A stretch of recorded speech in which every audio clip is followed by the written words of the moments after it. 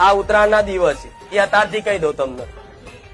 અને ઉત્તરાયણ આવે એટલે ખાસ ધોન એટલું રાખજો, ઉત્તરાયણના દિવસે દાન પૂન કરવાનું મહત્વ વધારે હોય છે.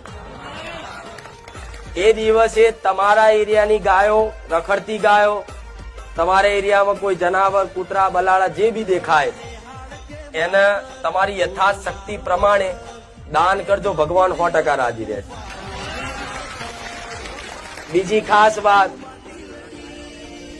ગાયો આવશે, તમે ખાલી દિલથી અંદરથી દાન કરવાની ઈચ્છા કરશો ને, ગાયો નહીં હોય ને તો હું ગાય બનીને આવી,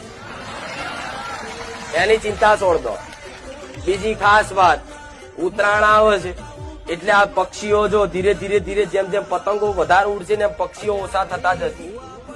અને ઉત્તરાયણના દિવસે એમનું ઘરે ભૂલી જાય છે અને કઈક તો દોરીઓ માં